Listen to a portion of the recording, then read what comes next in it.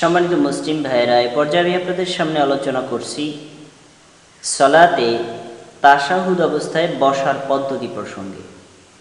সম্মানিত মুসলিম ভাইয়েরা, সালাতে তাশাহুদ বা বৈঠক সাধারণত দুইটা হয়ে থাকে। 2 রাকাত অন্তর একটা বৈঠক, আর একটা হলো শেষ রাকাতের বৈঠক। অর্থাৎ আমি সালাত যদি 1 রাকাত বিশিষ্ট হয় তাহলে 1 রাকাত অন্তর বসা, সালাত যদি 2 রাকাত বিশিষ্ট হয় 2 রাকাত অন্তর শেষবারে বসা, 3 রাকাত বা 4 রাকাত বিশিষ্ট হয় শেষ রাকাতে বসা। এই শেষ রাকাতে বসার একটা সুন্নাহ নিয়ম, আর 2 রাকাত অন্তর বসা এটা হলো একটা নিয়ম। যেমন জোহর, আসর, মাগরিব, এশা,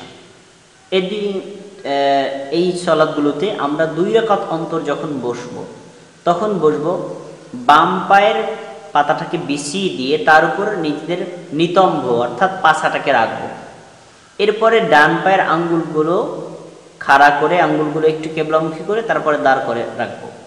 ডান পাটা খাড়া থাকবে, বাম পায়ের উপরে পাছাটা বিছিয়ে তারপরে বসতে হবে। এটি হলো সুন্নাহ।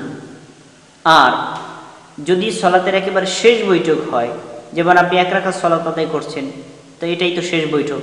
2 রাকাত সলাত আদায় করছেন, যেমন ফজরের ফরজ যখন পড়বেন তখন তো 2 রাকাত অন্তরে শেষ বৈঠক। 3 রাকাত বা 4 রাকাত বিশিষ্ট সলাতের একেবারে শেষ বৈঠকে যখন বসবেন তখন রাসূল সাল্লাল্লাহু আলাইহি ওয়াসাল্লামের সুন্নাহ হলো তিনি বসতেন এভাবে, তার পাছাটা বিছিয়ে দিতেন জমিনের উপরে। হাদিসের ইবারত হলো সহিহুল বুখারী কিতাবুল আযান, হাদিস নাম্বার হলো 828। আবু হুমায়দ সাঈদ রাদিয়াল্লাহু তাআলা আনহু বলেন, আমি রাসূল সাল্লাল্লাহু আলাইহি ওয়াসাল্লামকে দেখেছি ওয়া ইযা জালাসা মিনার রাকাতিল আখিরা, রাসূল সাল্লাল্লাহু আলাইহি ওয়াসাল্লাম যখন শেষ রাকাতে বসতেন, অর্থাৎ সলাতের 1 রাকাত, 3 রাকাত বা 4 রাকাত, 2 রাকাত যেই সলাতে হোক না কেন, যেই বৈঠকটা শেষ বৈঠক হতো ওই বৈঠকে বসতেন, তখন কদ্দামা রিজলাহুল ইউসরা ওয়া নাসাবাহুল উখরা ওয়া ক্বাদা আলা মাকআদিহি, তখন তিনি তার ডান পাটাকে খাড়া করে আঙ্গুলগুলো পশ্চিম দিকে দিয়ে রাখতেন এবং ডান পায়ের ফাঁকার ভেতর দিয়ে বাম পাটা প্রবেশ করিয়ে দিতেন। বিছিয়ে দিলে বাম পায়ের আঙ্গুলগুলো সাধারণত ডান পা থেকে একটু বেরিয়ে থাকতো এবং নিজের পাছাটা বা নিতম্বটা জমিনের উপরে রাখতেন। এই যে নিয়মটা বললাম, এটি রাসূল সাল্লাল্লাহু আলাইহি ওয়াসাল্লাম নিজে করেছেন, সাহাবীগণ পালন করতেন। এই সুন্নাহ নারী পুরুষ সবার জন্য একই নিয়ম।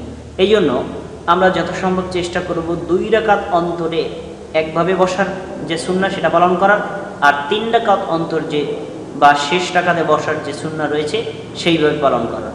আল্লাহ সুবহানাহু ওয়া তাআলা আমাদেরকে তৌফিক দান করুন। আসসালামু আলাইকুম ওয়া রাহমাতুল্লাহ।